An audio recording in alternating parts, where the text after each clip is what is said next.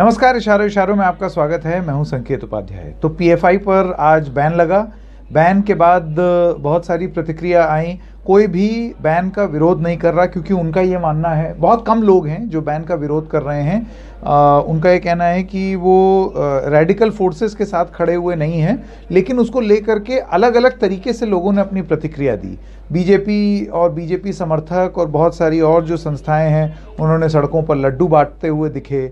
इसके साथ अगर आप देखें तो और भी कुछ संस्थाएं हैं जिनका ये कहना था कि अगर आप रेडिकल रूप से अगर आप सामने आएंगे और रेडिकलाइज करेंगे यूथ को, तो यही कार्रवाई आपके खिलाफ होनी चाहिए। बहुत सारे मुस्लिम स्कॉलर्स जो हैं, उन्होंने भी ये बात दोहराई है। लेकिन इसके साथ साथ आज जो हम बात करने वाले हैं वो सिर्फ पीएफआई के बारे में बात नहीं है, वो उससे एक कदम और आगे है। और वो ये है कि किस तरीके से पीएफआई की इस बहस के बीच में आरएसएस का नाम सामने आ गया है। लालू प्रसाद यादव ने इसकी अगुवाई की। उन्होंने बोला कि ठीक है, बिल्कुल हम चाहते हैं कि बैन हो जाए, कोई भी जो इस तरीके की रेडिकल संस्था है उसको बैन होना चाहिए, और इसी श्रृंखला में आरएसएस को भी बैन हो जाना चाहिए। अब इससे एक नई किस्म की बहस शुरू हो गई है कि क्या आरएसएस को बैन कर देना चाहिए, या ये एक बस महज राजनीतिक बयान है। ये राजनीतिक बयान आगे कितने हद तक जाएगा, और क्या वाकई आरएसएस कुछ ऐसा कर रही है कि वो बैन योग्य है, कि उसको बैन कर दिया जाए। इस सवाल का जवाब देने के लिए हमारी वेबसाइट जो है ndtv.com, उस पर 2 लेख लिखे गए।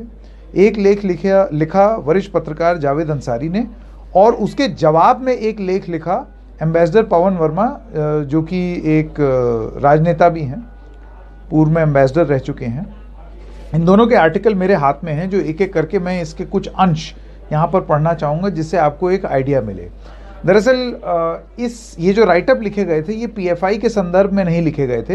ये आरएसएस में भी, आपको हाल फिलहाल याद होगा, मोहन भागवत चले गए थे एक मस्जिद में, और वो चले गए एक मदरसे में, और वहाँ उन्होंने इन दोनों जगहों पर लोगों से बात की और अपनी राय रखी। इसको एक इस तरीके का कदम देखा गया कि क्या आरएसएस अब अपनी जो पुरानी पोजीशन है उससे ढीली पड़ती हुई दिख रही है, या क्या ये बदली सी आरएसएस है।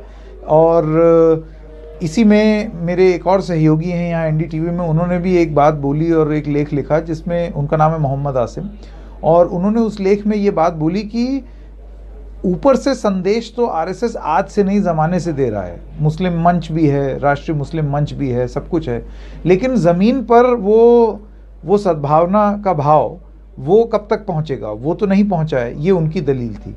अब आते हैं जावेद अंसारी के बात में। आपको जैसे बता दें, एक तो वो मोहन भागवत गए, किनसे मिलने वो गए,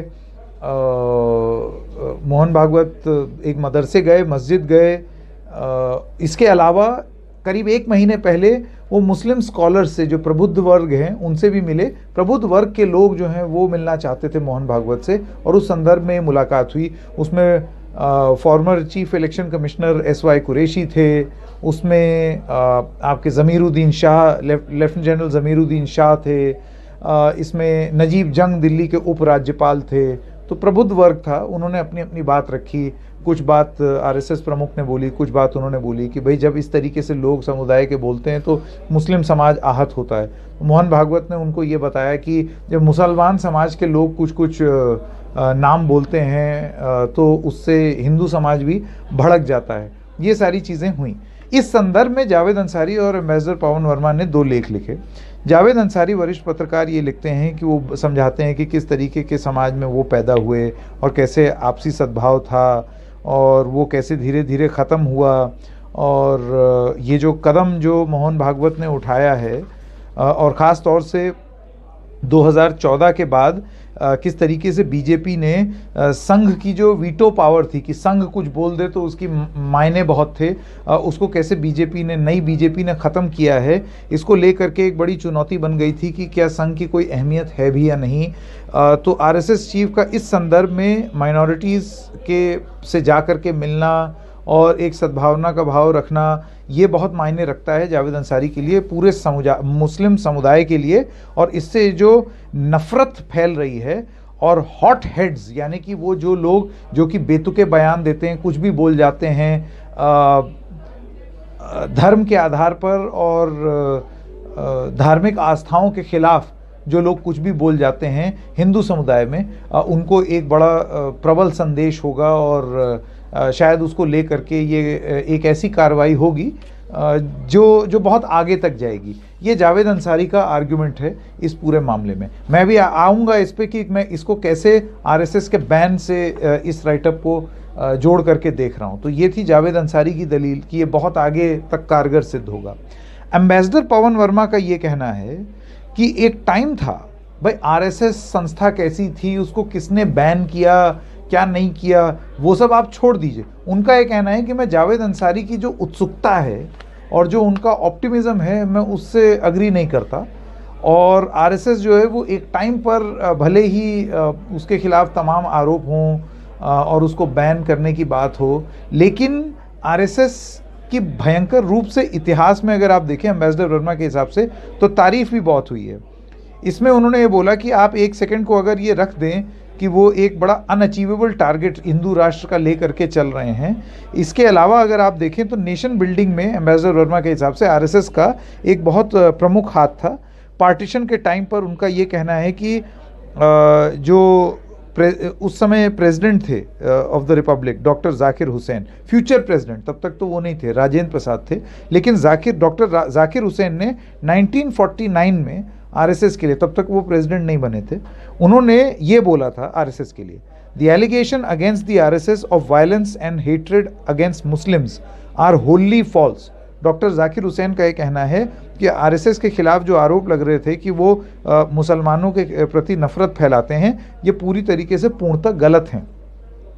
मुस्लिम should learn the lesson of mutual love, cooperation and organisation from RSS. यानी कि डॉक्टर जाकिर हुसैन का ये कहना कि मुसलमानों को आरएसएस से आपसी सद्भाव, मेल जोल और स्नेह, ये आपको आरएसएस से सीखना चाहिए। 1962 में आरएसएस के जो कंट्रीब्यूशन थे, चीन के साथ जो युद्ध हुआ था, उसको किस तरीके से प्रधानमंत्री, उस समय के प्रधानमंत्री जवाहरलाल नेहरू ने उसको माना था, इसको लेकर के इनके आर्टिकल में एक उल्लेख है। वो कहते हैं कि 1963 की रिपब्लिक डे परेड में इसका उल्लेख जवाहरलाल नेहरू ने किया था। फिर आरएसएस की बड़ाई लाल बहादुर शास्त्री ने भी की थी। शास्त्री ने आरएसएस के जो प्रमुख थे उस समय एमएस गोलवलकर, उनको ऑल पार्टी मीट में न्योता भी दिया था। सन 71 की जो पाकिस्तान से लड़ाई हुई थी, उसमें आरएसएस के जो वॉलंटियर्स थे वो सबसे पहले थे जो कि आर्मी को मदद करते थे ट्रेंचेस खोदने में और ब्लड डोनेशन कैंप लगाते थे। और फील्ड मार्शल करियप्पा जो हैं, उन्होंने ग्लोइंग ट्रिब्यूट दिया आरएसएस को और उन्होंने कहा RSS is my hearts work, the country is standing in the need of your services, ये उन्होंने बात बोली। इसके बाद एम्बेसडर पवन वर्मा लिखते हैं कि इंदिरा गांधी ने जब इमरजेंसी इम्पोज की सन 75 में, तो आरएसएस के लोग जो हैं वो डेमोक्रेसी को, यानी कि लोकतंत्र को बचाने के लिए जयप्रकाश नारायण के साथ मिल करके उन्होंने बहुत क्लैंडस्टाइन ऑपरेशन किए कि इमरजेंसी के खिलाफ आंदोलन करना। और इस पर जेपी ने जो बोला वो भी इसमें लिखा हुआ है, उन्होंने कोट किया है। वो कहते हैं जेपी ने बोला था सन 75 में कि RSS is a revolutionary organisation, बहुत ही मतलब क्रांतिकारी संस्थान है। No other organisation in the country comes anywhere near it, कोई और संस्था जो है वो आरएसएस के करीब नहीं आती। जेपी के शब्द आरएसएस के लिए। It alone has the capacity to transform society and casteism, इसमें अकेले में ये क्षमता है कि ये समाज को बदल दे। And wipe the tears and eyes of the poor, गरीब के आंख के आंसू को पोंछने का काम सिर्फ आरएसएस कर सकती है। जयप्रकाश नारायण के शब्द सन 75 के आंदोलन के दौरान।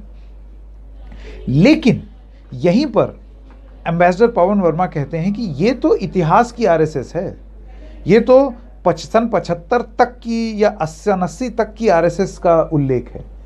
उनका ये मानना है कि तब का आरएसएस, इतिहास की आरएसएस और अब की जो आरएसएस है उसमें ज़मीन आसमान का फ़र्क है।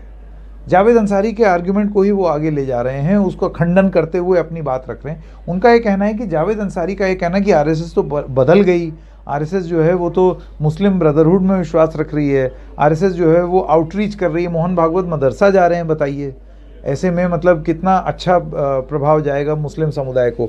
उनका ये कहना है कि ये तब वाजिब होता सन 75 तक, जब आरएसएस एक अच्छी संस्थान थी, कितनी अच्छी अच्छी बात लोग उनके बारे में बोलते थे। लेकिन अब आरएसएस की जो अफिलिएट ऑर्गेनाइजेशंस हैं, जो उनके साथ साथ और बड़े संघ परिवार में जो लोग आ गए हैं, जैसे कि बजरंग दल सन 84 में आया, उसको लेकर के आप बजरंग दल के अगर बयान सुने तो वो किस तरीके की बातें करते हैं। समाज में उन्होंने सद्भावना खराबी किया है, सुधारा नहीं है, एम्बेसडर वर्मा का मानना।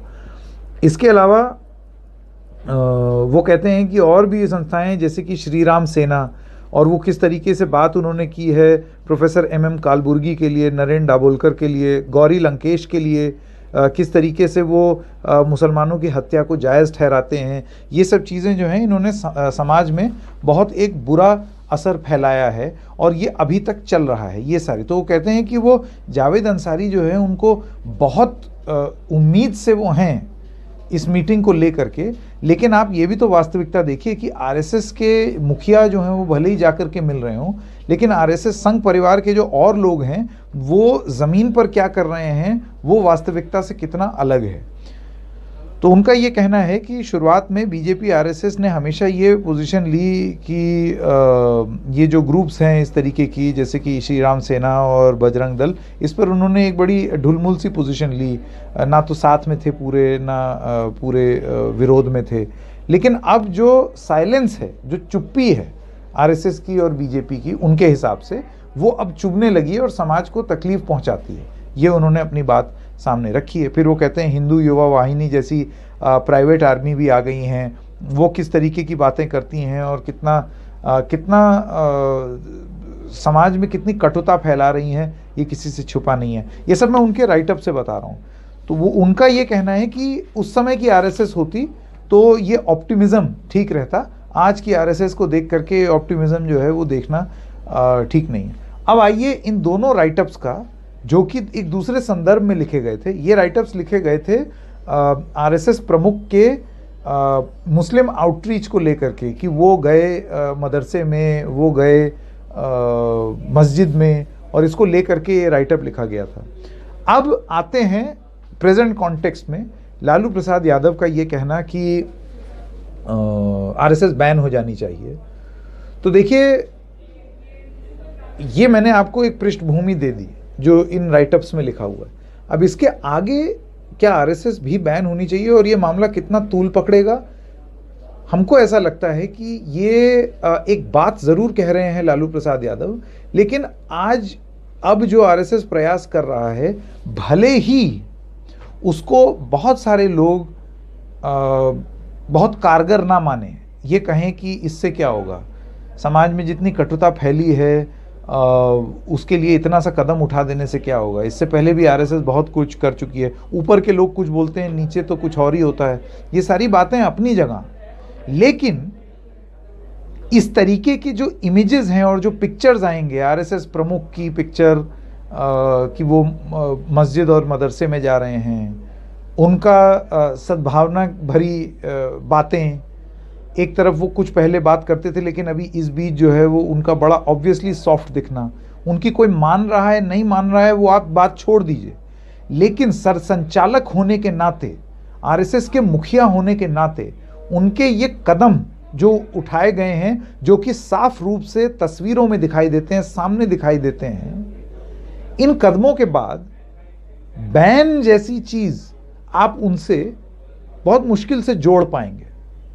तो लालू प्रसाद यादव का ये कह देना कि इसको भी बैन हो जाना चाहिए, इतिहास का कोई हवाला दे करके या अभी मौजूदा रूप से भी सद्भावना खराब करने का हवाला दे करके आप ये बात का आर्ग्यूमेंट ज़रूर बना सकते हैं, लेकिन जब वो तस्वीरें सामने आएंगी ना, मस्जिद में और मदरसे में जाने की तस्वीरें सामने आना, मुस्लिम राष्ट्र मंच को स्पीच देना, बार बार सद्भावना की बात करना, तो ये जो बात अब आरएसएस कर रही है और सर संचालक खुद कर रहे हैं, ऐसे में बैन जैसी चीज़ को बहुत आगे, ना तो उसकी बात बहुत ज़्यादा लोगों में ट्रैक्शन पाएगी। आप देखिए मुस्लिम समुदाय में भी बहुत हद तक बहुत सारे लोग जो हैं वो अब इस चीज़ की बहुत ज़्यादा मांग नहीं कर रहे हैं कि आरएसएस को बैन कर दो। ये मामला तूल नहीं पकड़ रहा है। हाँ, लेकिन ये सवाल आरएसएस से ज़रूर पूछा जाएगा और संघ परिवार से और बीजेपी से। सबसे पहली बात, संघ परिवार कितने कंट्रोल में है, क्या वाकई इतने कंट्रोल में है, या उसको मौजूदा बीजेपी ने जिसे कहते हैं ना ठंड लगा दी, कि अब वो कुछ भी करें उसको उसका कोई ज़मीन पे फ़र्क नहीं पड़ रहा है। तो ये चीज़ जो है अब सोचनी बड़ी ज़रूरी होगी कि सवाल ये हो सकते हैं कि संघ कितना मजबूत है और संघ के मायने क्या रह गए हैं मौजूदा राजनीति में। लेकिन अगर ये सवाल पूछा जाएगा कि क्या संघ बैन हो जानी चाहिए, तो मुझे नहीं लगता आज का ऐसा दौर है जिसमें ये बात टिक भी पाएगी, या मुस्लिम समुदाय में भी बहुत सारे लोग एकजुट हो जाएंगे इस बात को लेकर के। राजनीतिक रूप से ये सवाल उठाने को लोग उठा सकते हैं, लेकिन इन तस्वीरों से वो सवाल नेगेट हो जाएगा। आपकी क्या राय है, आप भी इस पर जवाब ज़रूर दीजिए। तो इशारों में आज बस इतना ही। हम फिर मिलेंगे किसी और मुद्दे के साथ, तब तक के लिए नमस्कार।